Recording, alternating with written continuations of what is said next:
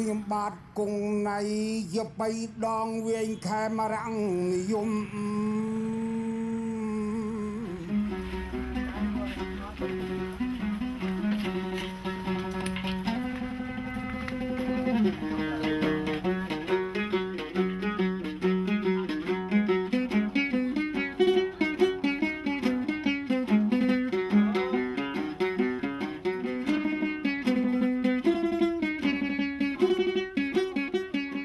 ខ្ញុំបាទឈ្មោះគង់ណៃ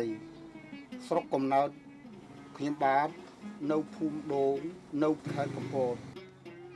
ខ្ញុំកើតបាន4ឆ្នាំមានរោគអុតចូលមកយាយីធ្វើឲ្យខ្ញុំពិការភ្នែកតាំងពីអាយុ4ឆ្នាំ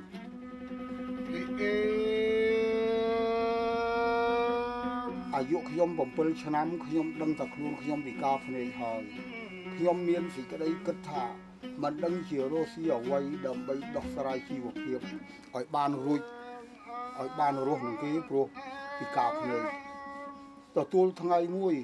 មានគេជួលចម្រៀងម្នាក់មកច្រៀងចាប៉ីនៅចុងភូមិខ្ញុំភូមិដូងឯងខ្ញុំក៏ហៅម្ដាយឲ្យនាំទៅស្ដាប់គេច្រៀងចាប៉ីពេលដែលខ្ញុំស្ដាប់ច្រៀងត្រឡប់មកផ្ទះវិញគឺខ្ញុំមានអារម្មណ៍ផ្ដោតចំពោះចាប៉ីថាខ្ញុំពិការភ្នែកបើសិនណាជារៀនចាប៉ីហើយនឹងច្រៀងចាប៉ីបានប្រហែលជាដោះស្រាយជីវភាពរួច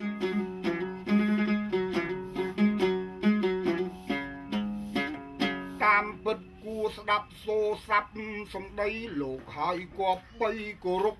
បូជាដល់ពេលអាយុ13ខ្ញុំក៏ឲ្យឪពុកខ្ញុំទិញចាប៉ីចាស់មួយហើយយកទៅឲ្យឪពុកធំឈ្មោះគង់ទឹក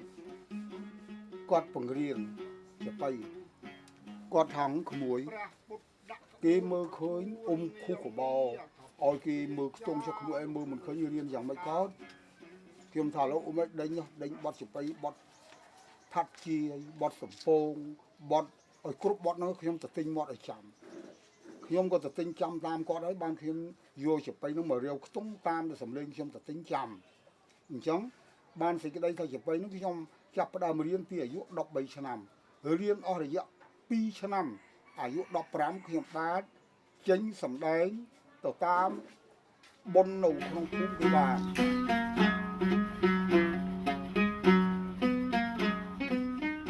ភូមិធរភូមិសុកភូមិបុណ្យទៅមុខកូនរកមិនត្រូវទេក្នុងឆ្នាំ1975ប្រទេសកម្ពុជាបានធ្លាក់ទៅក្នុងរបបខ្មែរក្រហមប្រជាជនត្រូវបានបង្ខំឲ្យចាកចេញពីទីក្រុងភ្នំពេញទៅរស់នៅទីជនបទរួចបង្ខំឲ្យធ្វើការដោយគ្មានអាហារសម្រាប់បរិភោគគ្រប់គ្រាន់ហើយក៏ប្រែក្លាយប្រទេសទាំងមូលទៅជាវាលពិឃាតក្នុងរបបនេះគង់ណៃរស់នៅទីជនបទហើយត្រូវបានពួកខ្មែរក្រហមបង្ខំឲ្យគាត់វិញខ្សែគូដោយសារតែគាត់មើលពុំឃើញ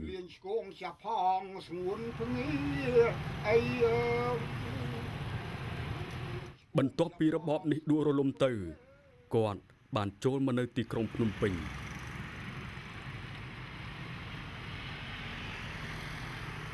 ឆ្នាំ92នេះបានមកនៅភ្នំពេញនេះសង្កាត់ទលេបាសាក់ខណ្ឌចំការមួនក៏ក្រសួងវប្បធម៌គឺហៅខ្ញុំមកធ្វើការនៅក្នុងក្រសួងផ្នែកខាងចាប៉ីនេះគង់ណៃបាននាំចាប៉ីនិងបង្ហាញសិល្បៈវប្បធម៌ដល់ប្រជាជនខ្មែរនិងប្រទេសជាច្រើនជុំវិញពិភពលោកដូចជា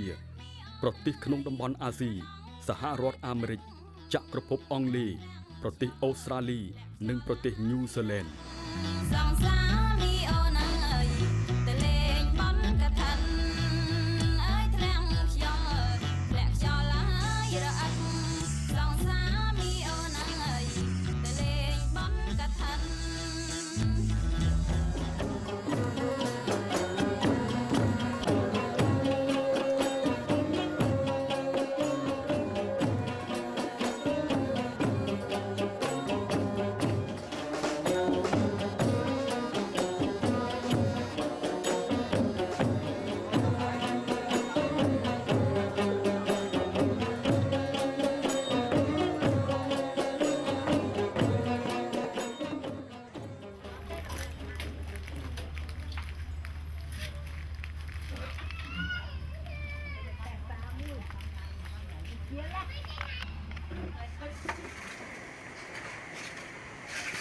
Không có ổ không có.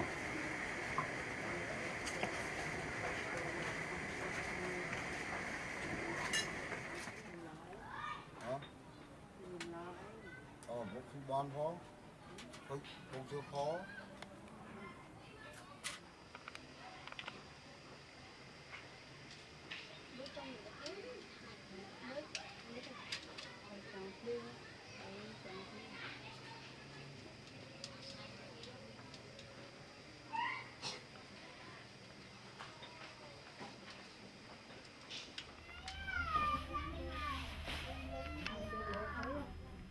Nhưng mà thế đó. Cuốn này. Nó ăn nó tháo áo giặt giặt tủ sáp. Phải đâu? Bà ra nhiều phải mà nó. Đấy đây rồi đấy. Nhiều tụi cá. Sống quá. Không. Sao bố cái tàu mà sai đấy.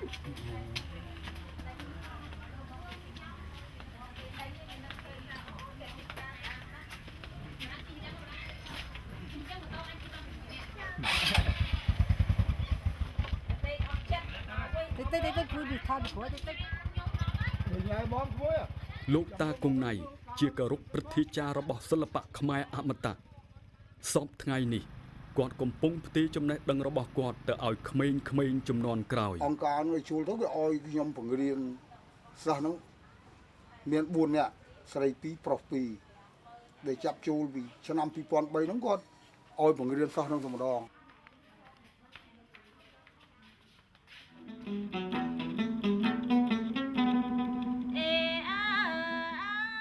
ក្នុងនាមជាគ្រូម្នាក់លោកគ្រូកុងណៃគាត់បានបំពេញតួនាទីដ៏ល្អក្នុងនាមជាគ្រូដូចថាគាត់មានចិត្តធ្ងន់គាត់ព្យាយាមក្នុងការបញ្យល់សិស្សហើយគាត់មិនដែលបញ្ចេញអាកប្បកិរិយាថាធុញទ្រាន់ចំពោះសិស្សនៅពេលដែលសិស្សមានការឆ្ងល់ឬក៏មិនងាយនឹងចាប់បានអញ្ចឹងគាត់តែងតែបញ្យល់ម្ដងហើយម្ដងទៀតអញ្ចឹងហើយគាត់មានការអនុគ្រោះច្រើន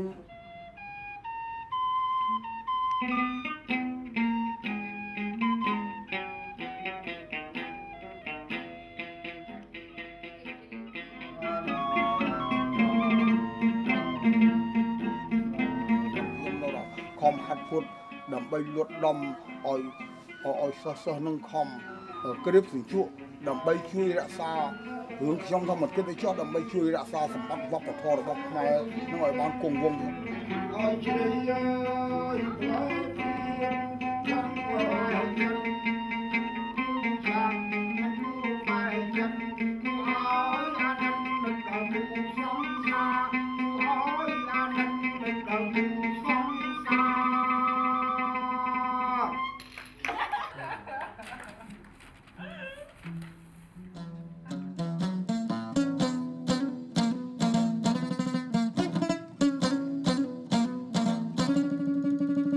មុននឹងបញ្ចប់ខ្ញុំមិនសូមជូនពរដល់បងប្អូនអ៊ំយាយតា